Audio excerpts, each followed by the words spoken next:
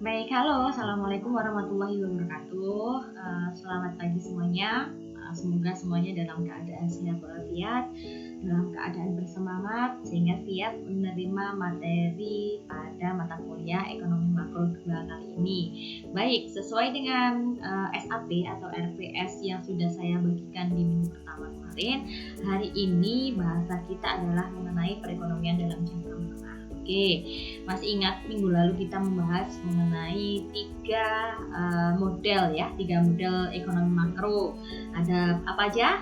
Masih ingat?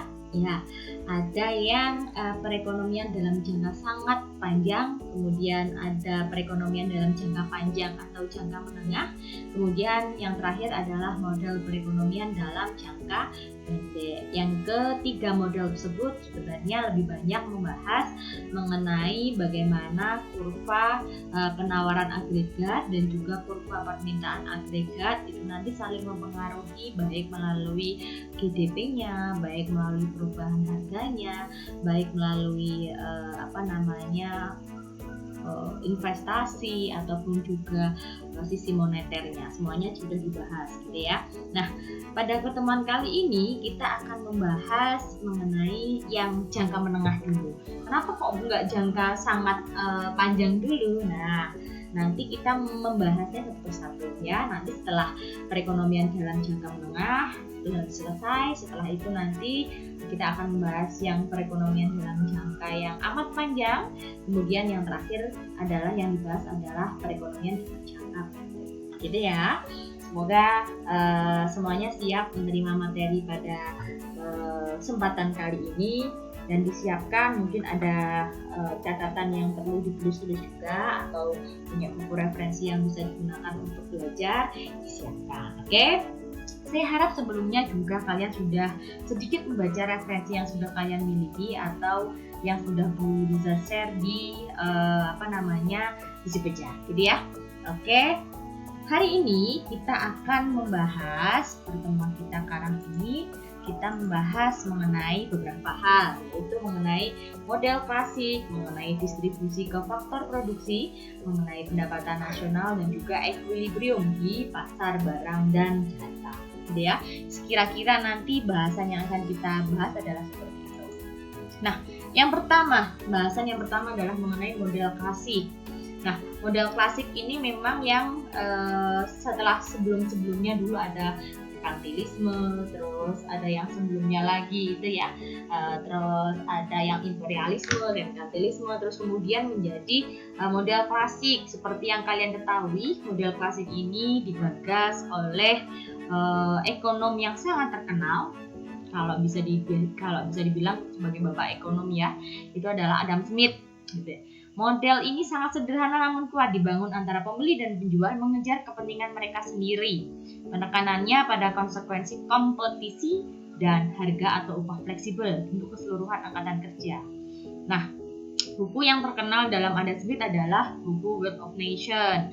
Buku ini sebenarnya menjelaskan bagaimana sih tidak perlu adanya campur tangan dari pemerintah, di mana bahwa ada yang namanya invisible hand atau tangan yang tak terlihat yang akan mengatur perekonomian itu sendiri. Gitu. Jadi ketika ada yang nggak beres, maka orang-orang akan ada yang invisible hand atau tidak ada tangan yang terlihat tadi, atau tidak ada tangan yang tak terlihat tadi yang bisa mengatur perekonomian sedemikian rupa sehingga membuat perekonomian menjadi kembali bagus lagi. Tetapi ternyata itu kan tahun 1776, tapi ternyata terjadi suatu hal yang mengejutkan di awal tahun 1900-an gitu ya.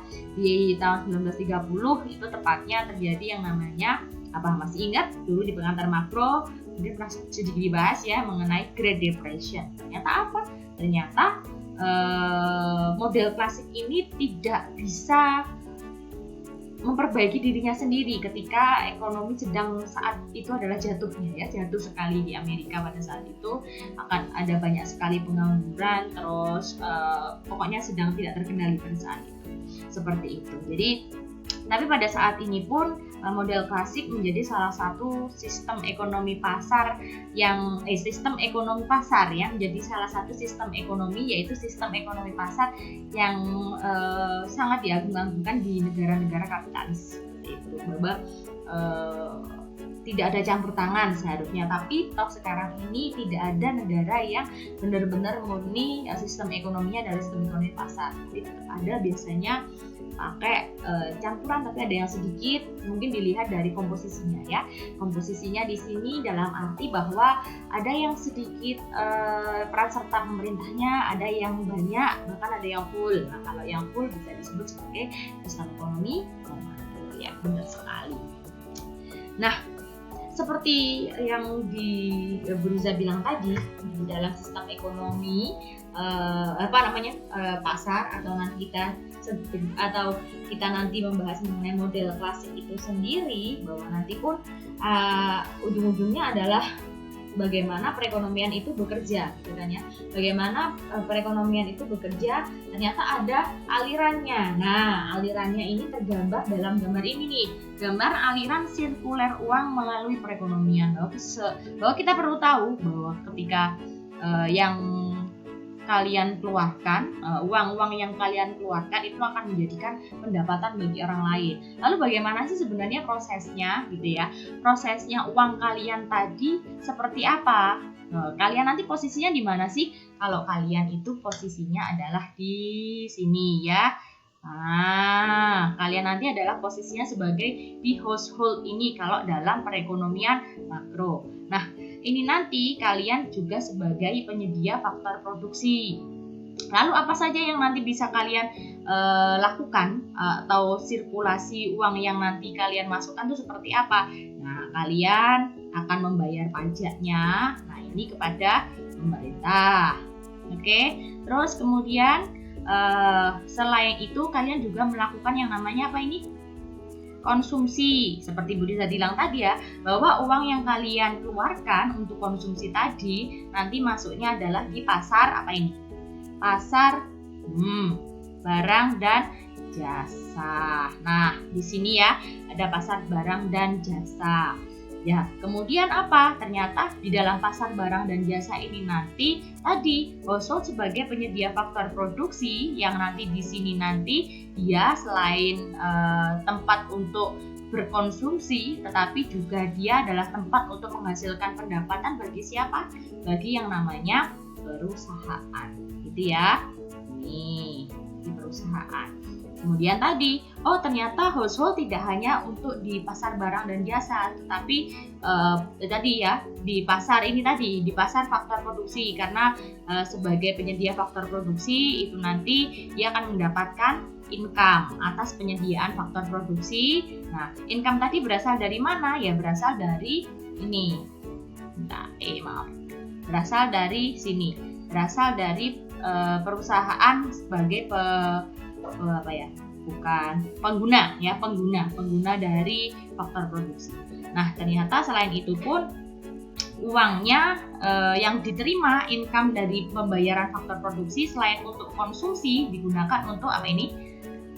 Private saving. Maka dari itu kalian jangan sampai lupa bahwa ada yang namanya Y sama dengan apa?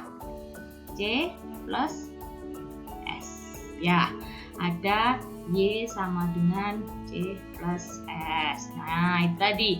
Y sama dengan C plus S, ini adalah S-nya, ini adalah C-nya, ini adalah T. Nanti hubungannya sama disposable income. Nah, kemudian uangnya tadi gimana masuknya? Di financial market. Masih ingat ada pendekatan injeksi dan ada pendekatan ada kebocoran dan ada injeksi itu ya. Nah, nanti hubungannya sama financial market. Ini juga ada public saving dan juga ada government purchase, dan juga setelah uangnya tadi ya, masih ingat uangnya dari household, uang kalian tadi jadi saving, kemudian apa? Karena di sini financial market ya, jadi saving ini adalah merupakan suatu kebocoran. Maka dari itu karena bocor supaya bisa masuk sebagai pendapatannya di sini, maka dia harus melakukan yang namanya investasi. Oke. Maka dari itu kadang-kadang kalian jangan sampai bingung ya nanti ya. Nah, kalau ini Y sama dengan C plus S, nah, Y sama dengan C plus I. Oke. Nah, jadi biasanya di sini Y C plus S sama dengan C plus I. Maka dari itu S adalah sama dengan I. Nah, ini ya. Ini adalah bocor dan ini adalah injeksinya. Itu adalah sekilas mengenai aliran sirkuler uang melalui perekonomian. Jadi jangan sampai bingung. Oke. Kemudian yang kedua adalah mengenai distribusi pendapatan nasional ke faktor produksi. Kalau kita tadi sudah tahu Y sama dengan, kita lihat ya, C plus I. Nah, bagaimana ketika household sebagai penyedia faktor household ya, maaf ya merpati, household sebagai penyedia faktor produksi. Nah, lalu bagaimana? Ternyata dari faktor produksi yang biasanya kan ada faktor produksi turunan dan faktor produksi asli. Nah, kalau di sini kita lihat ternyata yang digunakan adalah apa? Yang digunakan faktor produksinya adalah modal dan tenaga kerja. Ini ya, dua hal ini tadi, ada modal dan ada juga tenaga kerja yang digunakan. Jadi harus tahu bahwa sumber daya yang digunakan penuh dan digunakan sebagai asumsi di sini nanti adalah dua faktor produksi ini, yaitu adalah modal dan tenaga kerja. Untuk modal, karena kan ini hubungannya adalah capital ya. Kapital nanti untuk menunjukkan adalah modal. Ini. Kemudian ini adalah sebenarnya L itu apa sih? Labor. Ya, tenaga kerja. Mengenai itu nanti yang dihubungkan dengan distribusi pendapatan nasional ke faktor-faktor produksi. Oke. Lalu bagaimana faktor produksi itu nanti akan dikompensasi? Karena kita harus tahu lagi kembali dulu perhitungan GDP ya, atau perhitungan pendapatan pendapatan nasional atau gross domestic product atau PDB. Itu kan macam-macam pendekatan. Ada berapa pendekatan kemarin? Ada 3. Ada pendekatan pendapatan atau penerimaan, terus pengeluaran ya, terus apa kemarin satunya, nilai tambah kalau nggak salah ya, nilai tambah atau penerimaan. Nah, atau penerimaan ini juga bisa. Maaf, tulisannya jelek sekali, tabletnya nggak enak ini. Penerimaan. Nah, kalau kita lihat tadi bahwa kita masih ingat kita tadi pakai L dan juga K. Nanti hubungannya sama yang ini nih, penerimaan ya. Kalau penerimaan berarti Y itu nanti perhitungannya gimana? W plus I plus R plus P ya. WIRP gitu. Kalau labor itu tenaga kerja berarti diubahnya pakai apa? Pakai ya wage ya, pakai wage atau ini. Nah, kelihatan nih. Yang satunya capital modal di sini dia pakai biasanya mungkin tanah atau apa gitu ya, tergantung modalnya juga sih. Kalau di sini sewa berarti kan lebih ke tanah ya, berarti nanti di sini lebih ke rent. Nah, ini nanti menunjukkan apa? Ini ada penawaran faktor dan juga di sini ada permintaan faktor.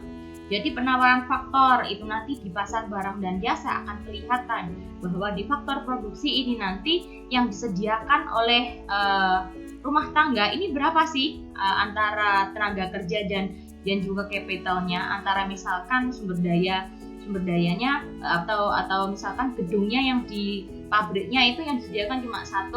Kemudian kan tenaga kerjanya ada 15. Nah, ini nanti bagaimana? Yang dibutuhkan 15. Terus yang disediakan berapa? Oh, ternyata yang ditawarkan itu cuma 20, ada 20, padahal mintanya ada 15. Lalu bagaimana dong? Nah, ini ada makanya tahu ya. Kurva penawaran vertikal ini adalah hasil dari penawaran yang tetap. Sedangkan permintaannya ini landai ya, landai seperti positif. Nah, mohon maaf, ternyata waktunya sudah mau habis untuk penjelasannya yang video yang pertama, part yang pertama. Nanti kita lanjutkan ke part yang berikutnya, oke? Semoga nanti tidak bingung ya dengan penjelasan yang sekarang ini, sehingga nanti kita bisa melanjutkan langsung ke pembahasan berikutnya. Oke, disimak dulu ya.